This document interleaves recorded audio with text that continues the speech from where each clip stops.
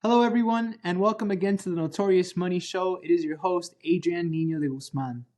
About over a year ago, DJ Khaled dropped his infamous album, God Did. All over social media, you could see hashtag God Did, and DJ Khaled had some gems to offer. Basically, on a lot of his shorts, he would always summarize through jokes and his funny charisma, explaining that haters could kick rocks and haters will continue to hate, but he will continue to work hard, and that the most important thing is that God did. So God blessed him. God gave to DJ Khaled through his hard work, and God did the rest. And I want everyone to understand that that is absolutely true. But there is just one part that's missing, and that is not only that God did, but it is that God does, and he will continue to do for you. The hashtag of this channel is hashtag God Does, and it's because God will deliver you from any struggle or any pain that you are dealing with in your life. But specifically in regards to this channel, he will liberate you from the financial Goliaths that are attacking your life and your wallet. In this channel, we're going to talk about the philosophy of money and the philosophy and spirit of business. And why is that important? It's because in the Bible, it teaches that money is the root of all evil. So if money is the root of all evil, then what hope do we have when every single day we wake up, we think about money? We go to work to earn a paycheck, or you start a business because you want to better your lifestyle and earn more money. All of us are lost sometimes in the weeds in between those two things, and we take out credit card debt and we try to satisfy or give our life meaning and get ourselves into big trouble financially. Therefore, money is the root of all evil, because everywhere we go, it's all about money. The economy fueled by transactions, by monetary transactions. And it seems that nowadays, especially in 2024, there's a lot of uncertainty. And especially here in the US, we're very close to a full-out recession if we're not already there. So how do we combat this, and how do we understand how to conquer money and how to take control of our lives and be financially free? The way to do this is to understand the meaning of our life and what is the most important thing in our life. What are the most important things in our life? Because if money is the root of all evil, then to combat evil, we need to understand what is most valuable or what is most important to us. And it cannot be money. So I want to invite each and every one of us to understand that we have to remain free.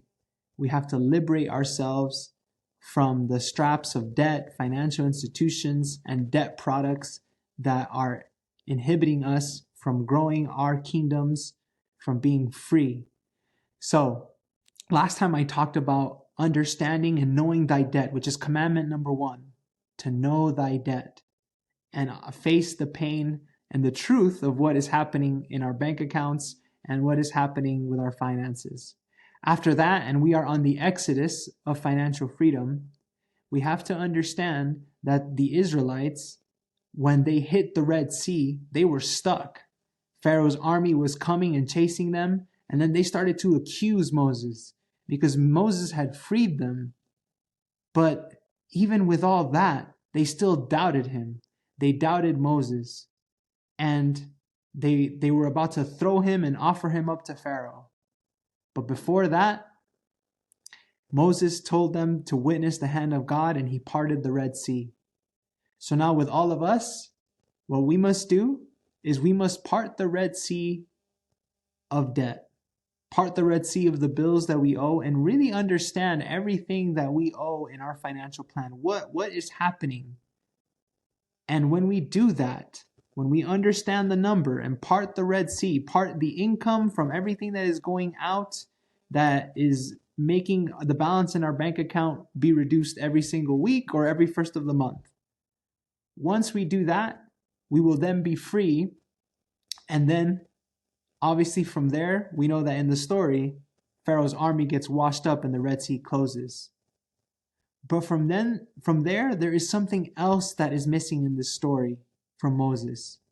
That after the Israelites passed the Red Sea and continued the exodus of on the exodus of liberation, they then reached Mount Sinai.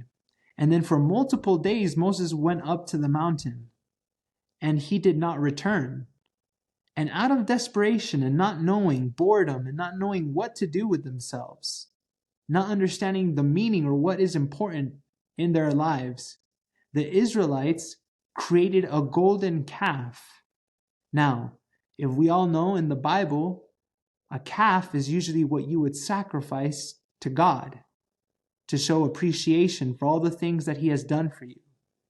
So instead of making a sacrifice to God for all the miracles and all the things that they witnessed, they started sacrificing the thing that was most meaningful, in the sense that it was the way to show gratitude towards God. So they start building a golden calf and worshiping the golden calf. Isn't that a trip? They start worshiping the very single thing that they were supposed to sacrifice to God in gratitude. So when this happens, Moses comes down, and obviously in just anger, he punishes the Israelites, and God punishes some of those who were idolaters and worshiping the golden calf. So what is the moral of the story when it comes to the philosophy of money?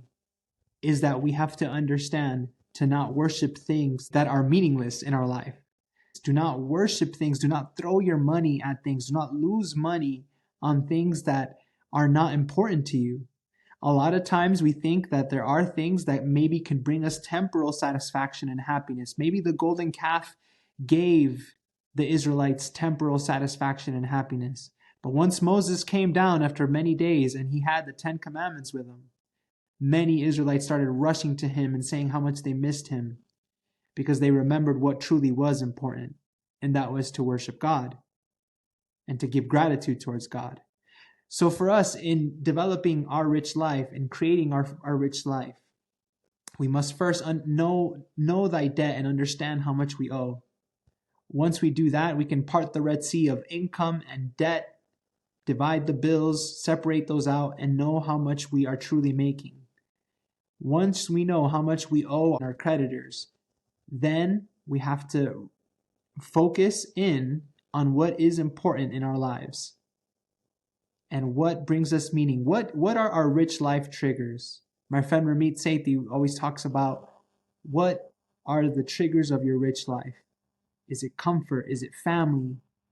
Is it serving people? Is it sports? What are the things that give you happiness and satisfaction in your life that are above all the most important things?